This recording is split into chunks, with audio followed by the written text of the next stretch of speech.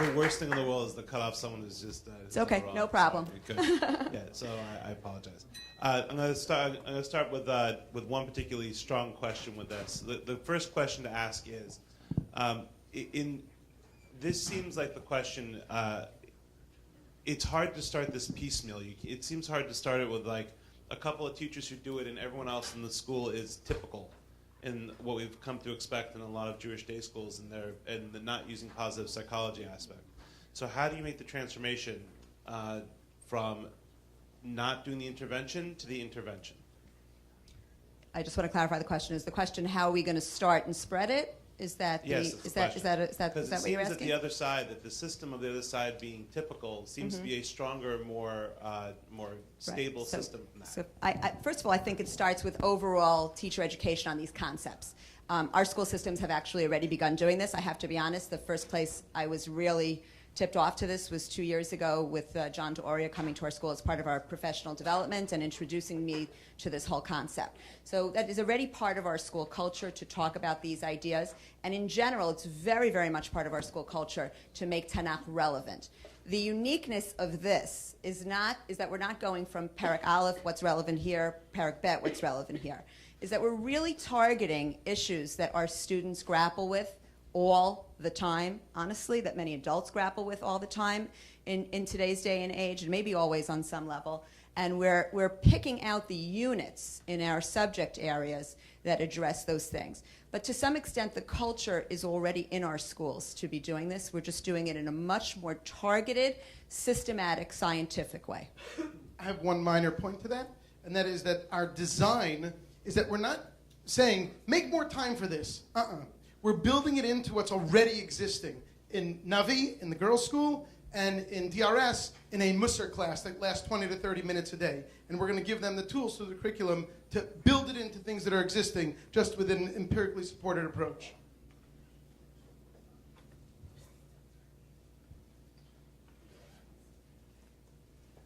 I guess that was my question.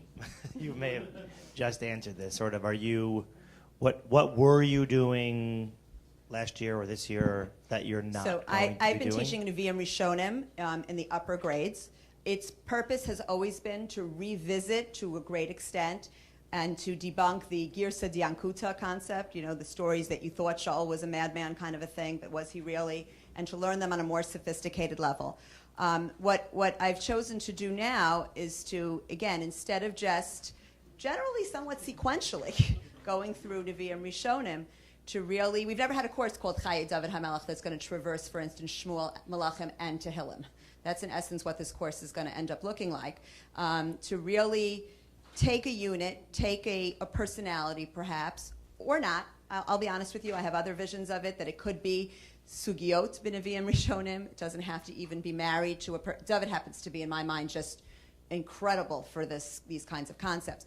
But it could be any sugyot in Nevi'im Rishonim that do with this. I think it could be done in Parsha classes if they're just redirected instead of just a good vart on the Parsha, a vart that addresses these kinds of issues as well.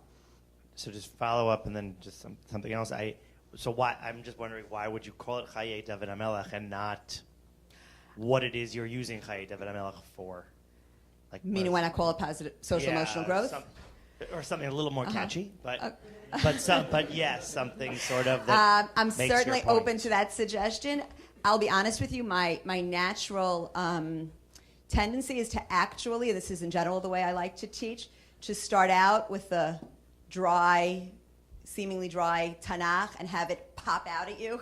I kind of like that that's just generally the way I try to enter. Here's the story that you may have heard many times. Here's how we're going to look at it from that perspective.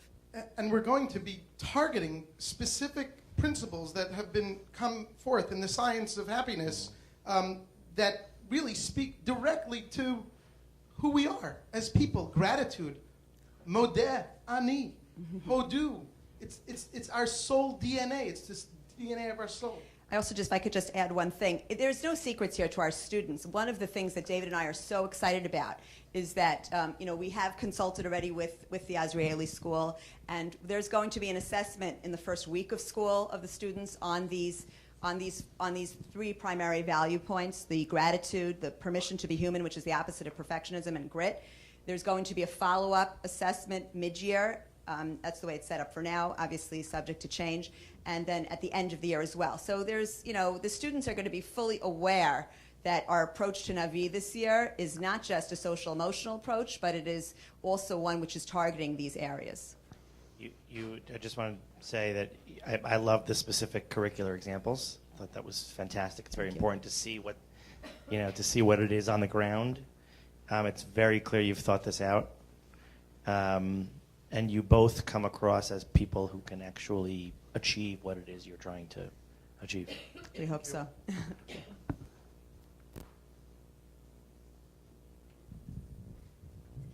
Part of me just wants to say, so what were you going to say that you didn't get to? Thank you. Can I go? But maybe that will be my next We did that on question. purpose. It's a But good thing we're maybe- going to lunch. maybe I'll be you can happy to share address it. That way you can address it in answering some of these other questions. I understand the topics that you're going to cover, but just how does this, what is science? What does research tell us about how people will develop these positive psychology, these stances, and how does the teaching, how does this not just become you preaching to them or giving them instructions like a motivational workshop, whatever? Think this way, don't think this way, this is the whatever. Like, what elicits it from about the way you're going to do it? Because this is taking the place of your current Navi class or your current Musar Shmuz. So, If I could just clarify that one point, and then I'll let David answer about the science. Three questions. Yeah, there were heard it. exactly. You I got heard the three last different one, things. I got the first two. When I take the place, I think it's important that I'm not going to be using the words grit, gratitude, or permission to be human every day. I'm teaching the text, for instance, of the sin of David and Bathsheba. And we're going to learn about the sin, and we're going to learn about was it a sin, not a sin. We're going to learn the halachics of was it a sin or not a sin. But so to say, the affective take-home of that discussion of why would the Navi highlight a sin, why would some people be shy to highlight sin, is going to go back to that girl on the video sharing her driving test experience. Failure, can we admit to failure? What are values in admitting to failure, et cetera? So I wouldn't say it's replacing my Navi curriculum. I would be foolish to think that I might get to one less parak, maybe two less prakim of Navi itself. But it is going to be enhancing a traditional Navi curriculum. There still will be text, there still will be analysis, there still will be general knowledge of people, places, and things that are all priorities in our curriculum that are important. David? So something that's not really visible, but what Ellie basically said is covering less and uncovering more. It's kind of like our theme. It's unspoken. So, kel rachum v'chanun, compassion, love. You ever watch little children? They're compassionate. They have so much love. What happens to adults? Something happens. Forget about adults. Teenagers in high school. What happens? We're not designed to not be compassionate and loving. It's who we are, all humans. And we have a basis for that in Judaism, to live b'tzelem Elokim. The science is that when you increase compassion, you're growing cortical areas. When you lower cortisol and adrenaline, stress hormones, you're actually helping out your immune system. When you feel happy, yeah, maybe I misunderstood, I'm sorry. what's the science of how to get people to be this way? What are the Like activities? how Oh, does... so I'll share And that with I you. just want to add on to Dr. Wait, Beckheimer's question directly. I'd rather do one at a time. No, it's the same question. Okay, no problem. Same question. In terms of the literature of having it as a standalone curriculum versus more integrated within a regular class, what are your?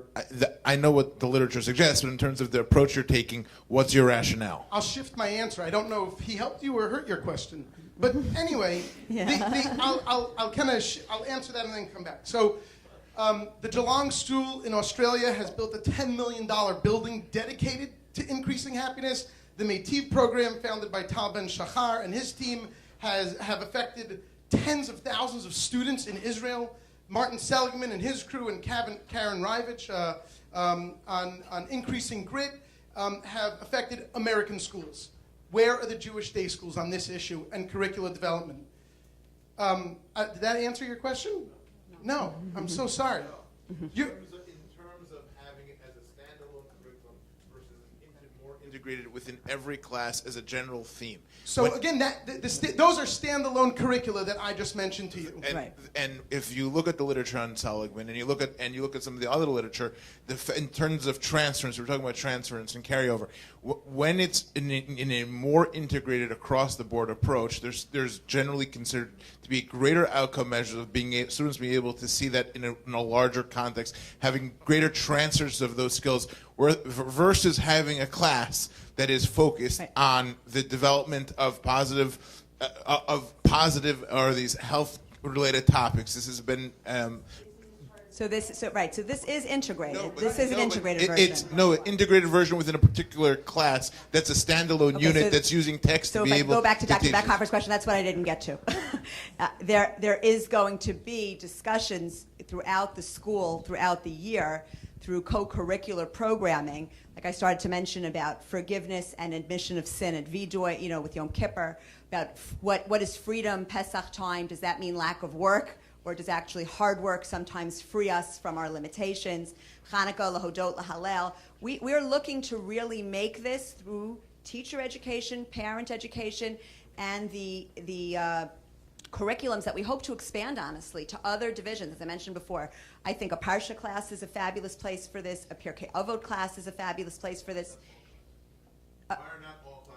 Well, we have to I- start somewhere. Right. And we right, need to yeah, start this is slow the and vision small. at this point, right? Because exactly. we're dealing with human emotions, and we need to go slow.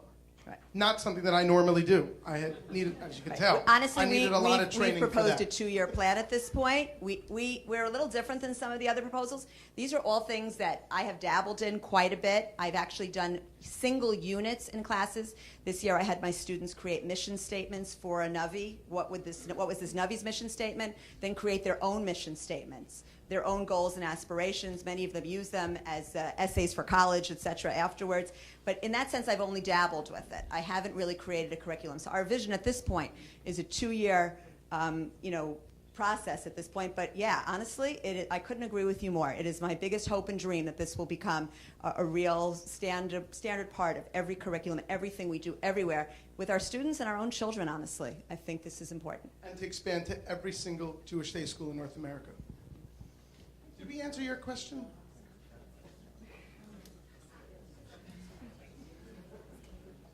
I mean, if we have time, I guess Can you restate 30 your seconds. question? Maybe Or the no, question whatever is sort you of, guys want. in terms of the science of how you get people to be this way, is it through sitting in a class? Is it through doing? Let me So talk is to it that. through- Oh, Do you mind if I just... Go ahead, yes, Ellie. okay. Yeah. I think that, again, I had to go through it very quickly. That's why, honestly, this, as you mentioned before, this is challenging to do this in 12 minutes. We weren't so successful. Or now. But there's a huge workshop component to this. There's reflective exercises. This is not about a teacher standing and saying, don't worry about perfection. This is asking them to reflect themselves on times where they were confronted with their weaknesses or they were rejected for something and how it helped them catapult further. There's no question that that has to be a major component of all of this, as frankly it should be any time we want to really integrate values and ideas for our students. Thank you so much. So much thanks to Ellie Kremenetsky, who's an unbelievable partner to work with.